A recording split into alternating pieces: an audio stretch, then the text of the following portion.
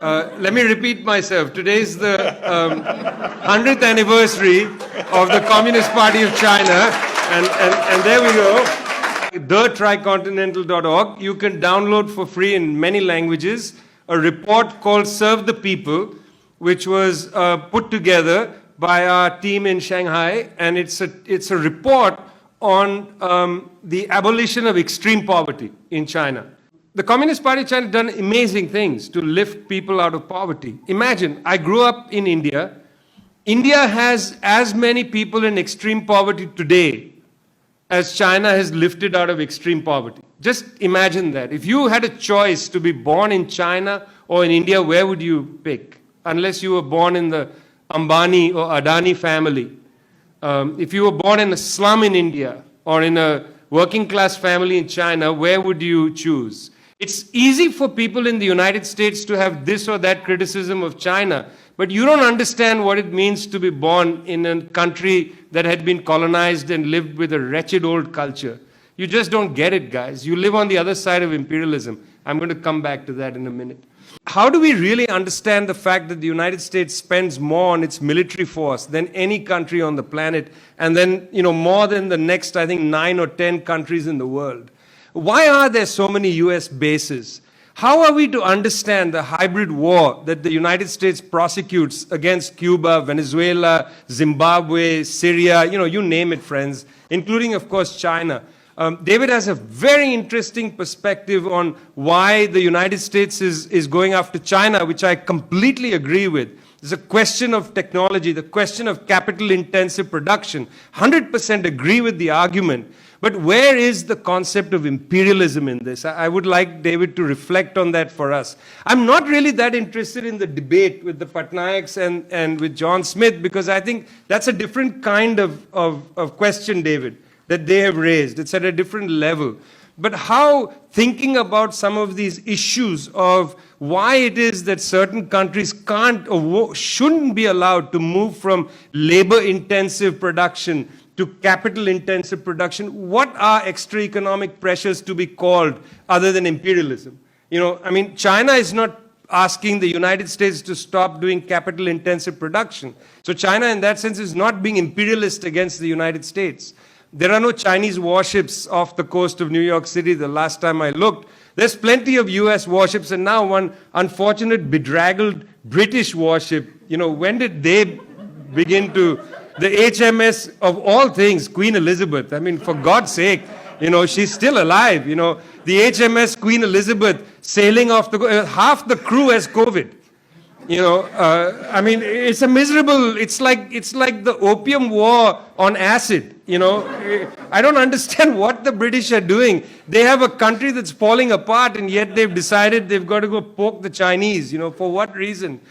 So the first set of considerations, I think, is to raise the question, is it important to have the concept imperialism somehow appear in the text? And I wonder how it would appear, if not grounded in the material structure of this prevention of the shift from labor-intensive production to capital-intensive production. The second set of considerations, I'm very interested in the Leninist break. And the Leninist consideration to me is important. It's very interesting that in all the texts on Western Marxism, Lenin gets skipped.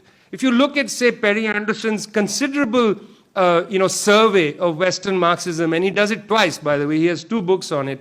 In both books, Lenin doesn't figure. He jumps from the second international thinkers over them to Gramsci or to Karl Koch or to, let's say, some of the more significant French figures. They skip Lenin, and I think that's significant. Ho Chi Minh doesn't skip Lenin. Lenin is, in fact, the beginning for them. Lenin is the beginning because what Lenin says is if you come from a colonized part of the world, the productive forces will not be developed for you there. Imperialism will not develop the productive forces. Therefore, you have to have a dual agenda, which Marx didn't think about. That's why Gramsci celebrated the Soviet Revolution as a revolt against capital. The book Capital, in fact. This is a revolt against the book. We need to take that seriously. We shouldn't duck that. what Lenin argued in the thesis to the Comintern 1920, which, Ho Chi Minh reads in L'Humanité and says, my God, the sun came out in the sky for me. I never read anything like this. What that Leninist breakthrough suggests is that we have to consider that you've got to push an anti-colonial national liberation strategy simultaneously with the socialist revolution, simultaneously with the social revolution, land reform and so on. You've got to move there. And we have to build the productive forces because, we can't wait for 1,000 years. And anyway, imperialism is never going to allow us to build the productive forces. So we've got to have this breakthrough. Consideration of that Leninist moment, I think, helps us understand so much of what Marxism does outside North Atlantic states. And I think that's another area, of consideration. If we neglect Lenin, I think we neglect that seam of Marxism that is developed outside the North Atlantic. Even Walden Bellow, in his introduction to the Verso edition of Ho Chi Minh, says he's not a theorist. I take great objection to that. This view that theorists are only, in the academy in the West, whereas Ho Chi Minh or Mao are not theorists. Read them carefully, you will find a theory there. Isn't that what Gramsci said? Elaboration. Elaborate theory out of practice. That's the obligation of the new intellectual. So the second set of considerations, I think, is where is Lenin in our thinking? Where is this Leninist moment, which actually is very important for 90% of the Marxists in the world, if not more? So that's the second set of considerations. The third set of considerations is what's the post-capitalist future? In the first chapter, David talks about how capitalism is too big to fail. And that's an interesting issue because this raises the question of socialism.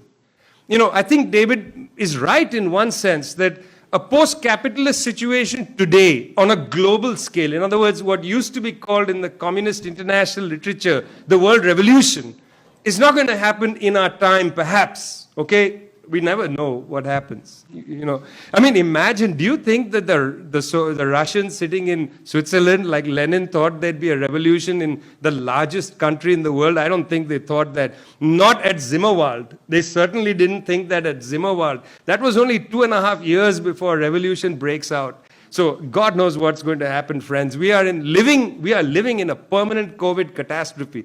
The way in which people are piss mad about the world as it is, we don't know what's going to happen. But I take the point that advanced capitalism is so sophisticated right now, it's so integrated, labor is so socialized, it's difficult to imagine properly the possibility of making socialism or even a socialist experiment in one country. Look at how the experiments are being sanctioned, the blockades and so on. These are firm and difficult. I take that point. On the other hand, I wonder very much if it's too big to fail because in a way, capitalism is a failure for most people. It is actually existential failure already. So it's not a question of we will starve in the future. If we break down capitalism, we are already starving. 2 to 3 billion people on the planet are already in starvation. So I'm thinking about this post-capitalist issue. I think we should think about it quite seriously. For me, the post-capitalist moment has to be understood now. We can't suspend it till later. Now, I take very seriously the line in the German ideology where Marx and Engels write that, look, guys, don't be idealists, okay? Communism isn't something that you impose outside into the world. Communism is the real movement of history. It's a very important section of the German ideology. I've never really understood Althusser. I tried my best to read it. I never really picked up on the young Marx, old Marx. I just see a thinker trying to understand things and he makes changes all the time in his life. It's not like young Marx and old Marx is enough. Marx is constantly changing, even in the so-called old Marx, as David says in this book, while he's writing Capital 1, he's already writing Capital 3. So David very carefully and cleverly says, when he's talking about rate and mass, he has a question he raises, the answer is in Capital 3, because he's noting that down over there. Marx is always changing, always thinking, young, old, I'm not sure. But certainly, in the German ideology, this is a significant point that we don't impose our views onto the world. It doesn't work like that. We have to look at the real motion of history.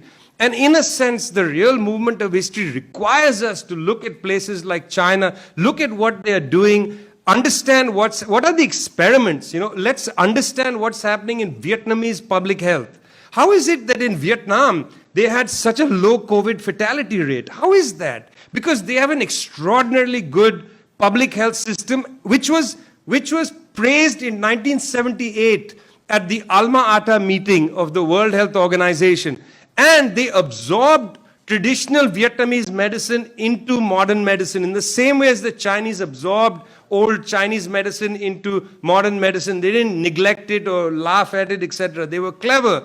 And they built a structure of rural medicine. These countries, as part of the Leninist project, because they understood the worker-peasant alliance, and you can't write about the world today without agriculture.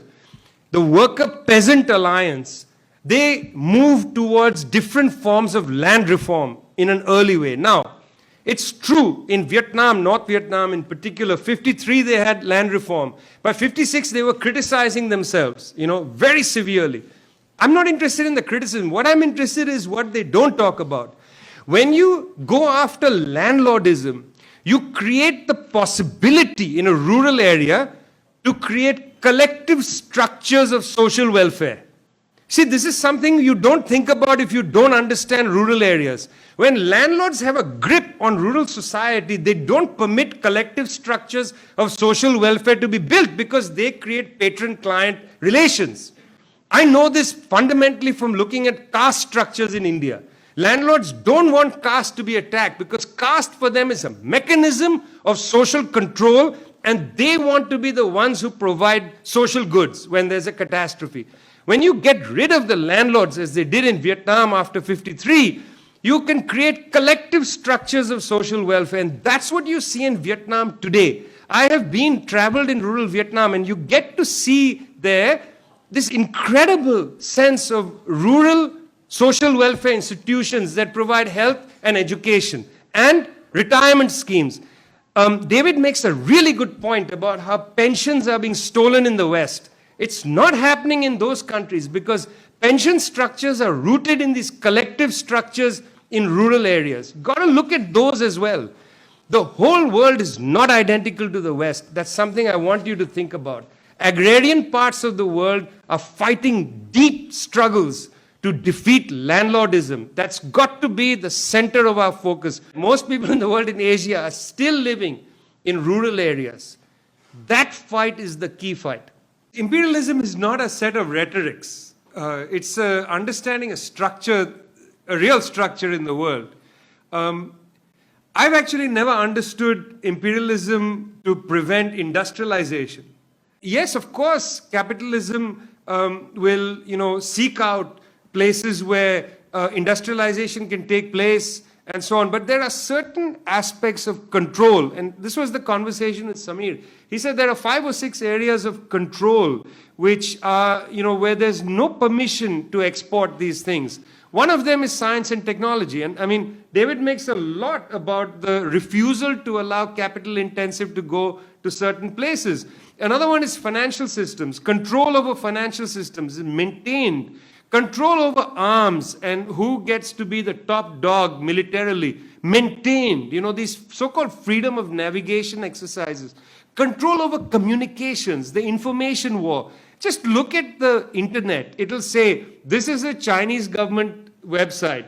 When are you going to say this is funded by the US government? 90% of NGOs funded by the US government.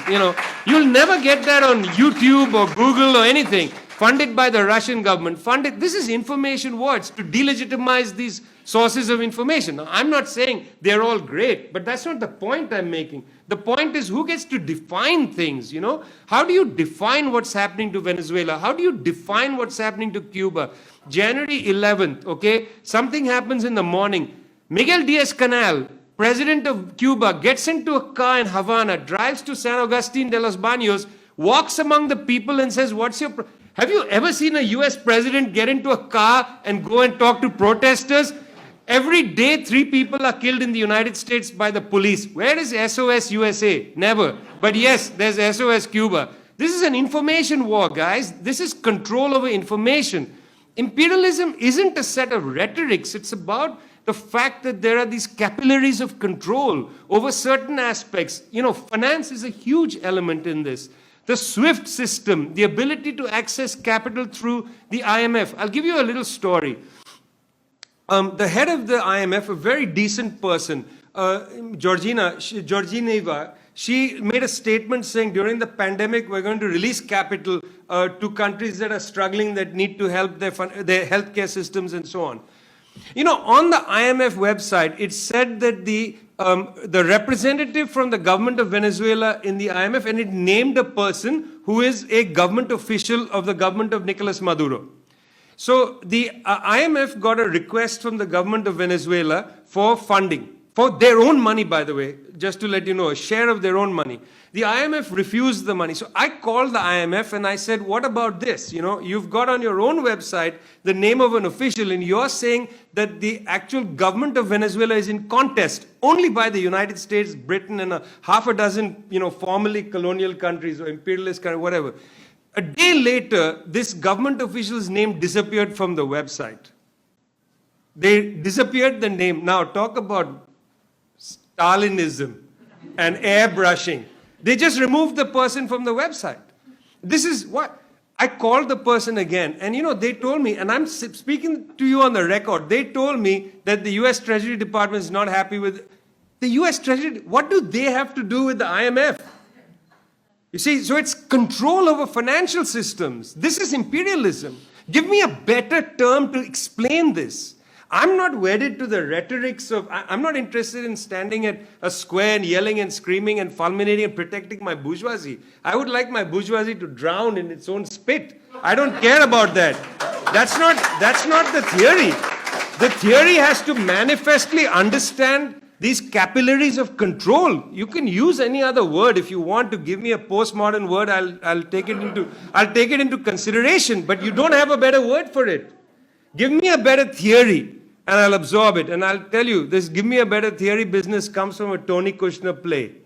Tony Kushner wrote a terrific play called Angels in America. I don't know if you've seen the second part called Perestroika, where Ante Deluvievich comes to the stage. He's the oldest living Bolshevik. You remember this? Ante Deluvievich comes and he says, you NEP men, he's yelling at the Gorbachev people, you NEP men, you little snakes. He said, even a snake, he said, before it gives up its skin, grows another one. He said, I want a theory, give me a theory. You've rejected our theory. Even a snake, before it gives up its skin, grows a new. What is your theory? You don't have a theory. You are just going to wither in the sunlight. So if you give me a better theory than the theory of imperialism, I'll adopt it. But you don't have one. And what I find interesting in David's book is all the elements of the theory are there. For instance, the suffocation of certain parts of the world, and they are, in fact, certain parts of the world that are not permitted to move to capital intensive. Bangladesh, for instance. Why cannot Bangladesh move? And David, you make a lot of Bangladesh. Why can't Bangladesh move from labor-intensive production in the garment sector to capital-intensive? Is it a demographic problem? I don't think so. Yes, it's the domestic bourgeoisie in Bangladesh is ridiculously horrible. We would like to overthrow them. But is that the only problem? Are there other problems? Is there a lack of capital? How will they access capital to make the move to capital-intensive and so on? See, Xinjiang, for instance, much in the news for other reasons, is basically capital-intensive agriculture. David, one of the interesting features of this is I would like to send a subpoena to John Deere Corporation in Illinois, because John Deere has exported more farm equipment to Xinjiang province than any other company. Why are they silent when all this stuff is going on about slave labor in Xinjiang? Why doesn't John Deere come on the record and say, yes, but by the way, we also exported all these tractors and combine harvesters? How do you have this massive export of combine harvesters and slave labor in the same, Yes, because you have a fanatical, anti-Semitic Christian evangelic by the name of Adrian Zench, who came on Democracy Now! To talk about lies. Okay, that's what you have. That's control over information and communication systems. And that, you need a theory to explain that. And for me, that theory is imperialism. So just taking up from your views and so on, I agree with you. We need a theory. give me a better theory, I'll adopt it. Until I get a better theory, this one is pretty good to me. 30 years ago, I joined the Communist Party of India Marxist. 30 years ago. Imagine this. The Soviet Union was collapsing and I joined the Communist Party. That's how intelligent I am. I wouldn't have changed anything. Because I believe, my friend, you have to do things. There's no blueprint that comes at you. There's no theory that comes at you. There's no leadership that's in front of you that is clairvoyant. Lenin in one of his texts says that if you're not willing to make mistakes, you'll do nothing. If you're not willing to make mistakes, you'll do nothing.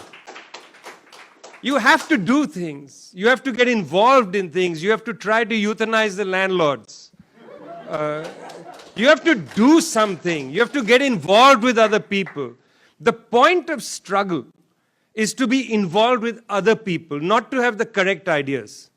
You see, it's very easy to develop the correct ideas. We have in this country at least a civilization of grad students who each have the correct idea. But if you don't join together and build movements where you build it in compassion with each other, where you understand that you're not perfect, you're trying to build perfection. And not even perfection, you're trying to, what's that word, asymptotically attain perfection. Like a railway line, which looks like an infinity, it joins. As you keep walking, it keeps looking as if it's not joined. That's the nature of contradictions. You think you want utopia to emerge. If you don't want utopia, you wouldn't do shit. We are motivated by the desire for utopia. You got to do something. You got to get involved. You can't just say, what can I do? You just got to go and do. And then in doing, you'll experience things and you'll grow and you'll learn how to deal with other people. The most important thing in politics, by the way, isn't having the correct program. It's learning to be not an asshole. Learning to be in your cell meeting and learning with other people and figuring out how to talk to each other and just being a decent person as you try to model decency in the world. We're trying to model decency and honesty. That's what we're really trying to model. If Marxists are actually honest with each other, that's really what we're going for when we build movements. We want decency, honesty. We want you to go out in front of people. One of the reasons I love Ho Chi Minh is he keeps talking about that. Don't be bureaucratic. Don't be commandist. Don't tell people what to do. I'm not telling you anything to do. I'm just telling you, you got to experience the world. You can't experience the world in the pages of a book alone. There is no revolutionary theory without revolutionary practice. But by the way, that's a vice versa statement. There's no practice without the theory either. And by the way, Lenin didn't finish the sentence. And that quotation comes from What Is to Be Done, which is a book about organization. So yes, thanks for that. What he's saying is, there is no theory which is not then moved into organization which produces practice. It's not just theory and practice. There's not just two concepts there. There's organization. It's a core. The whole book is about organization, and yet people take that sentence out of the book and say, well, it's about theory and practice. That's because they don't want to build organizations. You can't build power unless you build organizations. We don't just want to have the right ideas. We want to build power. We want to win. I'm not struggling, by the way, for the sake of struggling. I want to win. I want to win. I want to abolish capitalism. I want to go beyond the system that treats people as inhumane, as inhumans, as like animals. We want to transcend this system. We don't want this. And to do that, you have to risk yourself in the world. So you can't just say, what can you do? Do something for God's sake. Next month, the International People's Assembly will be launched. An international organization or network or platform of 200 political organizations from around the world, including the Workers' Party of Tunisia, Communist Party of Nepal, a whole range of groups. We have been building this for over 5 years. Why? Because we need international linkages. We need to build something. And you know what? Here's the other thing. We are willing to allow ourselves to fail. Because if you're not prepared to fail, you'll do nothing. That's the lesson I take from Lenin. We're building this. It's coming. You've got to get involved somehow. You've got to get involved somehow. In September, 26 research organizations from around the world are going to release a document at the United Nations. That document is going to be called A New International Economic Order. It's a nod to the 1974 New International Economic Order General Assembly resolution. 26 research institutes from South Africa, from Lebanon, from Italy, from Cuba, from Venezuela, from Argentina, from India, from China. 26 of us have come together to release this document. Look at this document. It's a post-capitalist vision. Because we don't believe in that nonsensical idea that you can't envision the world after capitalism. We believe you have to try. Because if you don't try, you won't do anything. If you're not willing to fail, friends, you will not risk anything. Don't worry if you fail. It's okay. We're human beings. When we don't have the God perspective, it's okay to fail. Don't beat each other up so viciously, because you somehow sit at God's perspective. You're there to judge the Vietnamese, to judge the Chinese. Of course, give criticisms, but not the way people do, attacking Cuba, saying it's state capitalist, it's this. I'm fed up with that kind of assessment of the world. Be in solidarity with people as they're trying to build something. If you don't do anything and are unwilling to fail, don't be so hard on people who are trying to do something. So, the converse of that, do something, friend. I'm speaking directly to you now. Find your friends and comrades, join them, build something. Build something, it will increase your self-respect. It will also, by the way, because you'll fight better, it will also, by the way, help you understand the chapter David has written on freedom. Because this chapter is about time. We have to fight to get people the time to build the world. The struggle isn't just about wealth. It's about time. People want the time, not just for leisure. They want to love their families. They want to be with their communities. They want to be political people. We need time. Our fight against capitalism is a fight to recover time. They have stolen time from us. They have stolen our neurological systems. They've made us stressed. We don't want that shit. We want to live as people. We want to actually inaugurate history.